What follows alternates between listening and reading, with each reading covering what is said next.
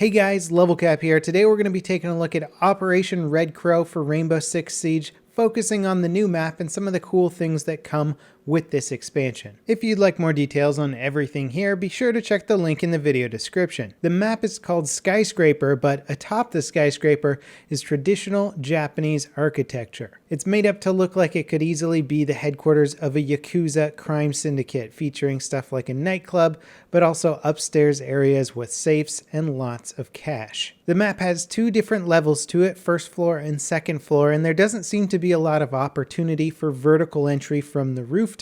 You can easily rappel up to the second floor or use one of the 3 staircases inside the building. And outside of the building, this map features some of the best atmospheric detailing that I've seen so far. There's news helicopters flying around an entire urban city around you, and it doesn't really seem to affect the frame rate too much either. The expansion maps have all been incredibly detailed, and this one is no exception. It's probably one of the best looking maps they've made so far. Learning the map, however, will be quite tricky, just as all the Rainbow Six maps can take quite a while to understand the angles and approach vectors, so I would say running through it in an empty server by yourself is a good way to try and get the layout before you matchmake against other opponents. It's only going to come up every so often, so you may as well have a basic idea of how the map plays before you jump into it. There's an absolute huge amount of destruction in this map, so picking an operator that might take advantage of that could be wise. Sledge could probably get around this map 50 different ways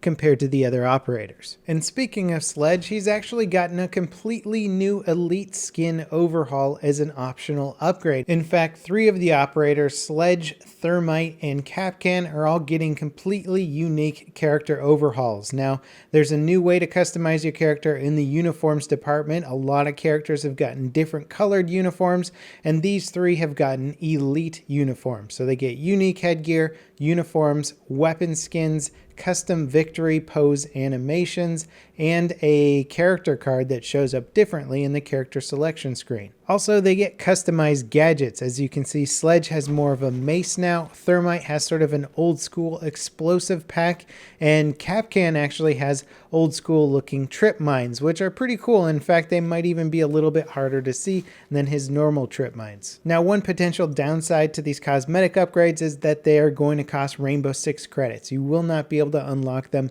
with renown. So if you want to stand out and look cooler than anybody else, you got to spend a little bit of cash. However, that's not to say that there aren't plenty of new renown-based cosmetic upgrades. There's a bunch of new universal weapon skins that you can get with a Japanese theme. The next weapon skin coming up, I think, is one of my favorite new skins, as it's got a just really elegant black and gold color theme to it with a white bird and some red leaves on the side. It just looks really slick, and the fact that you can slap this on any gun that you own is another bonus. And there's actually a whole bunch more cosmetic upgrades that I'm not even going to bother covering in this video because there's so much stuff, but it's clear to me that Rainbow Six is really gearing up for the 2nd season of content and making the cosmetic upgrades much more expansive than they have been. What I like about this is it really allows for nearly limitless goals to be set when it comes to unlocking cool gear and gadgets for the operators that you like. And with the release of the Red Crow expansion, we're seeing again another spike in the player base. It's really cool to look at, say, the Steam charts of this game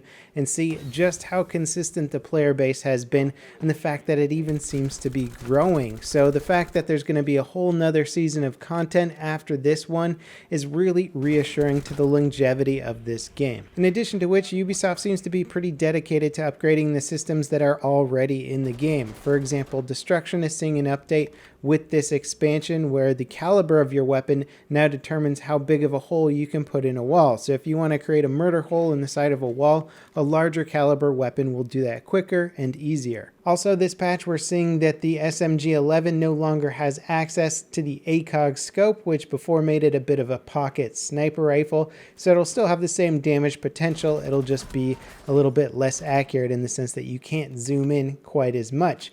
Caveira, Blackbeard, and Capitao are all seeing a bunch of weapon balancing as well. Overall, the game seems to be heading in a good direction, and I think Red Crow is a good finale to Season 1, and it gets me excited for Season 2. As always, guys, thanks for watching. I hope you enjoyed this video, and I'll see you next time. This is Level Cap, signing off.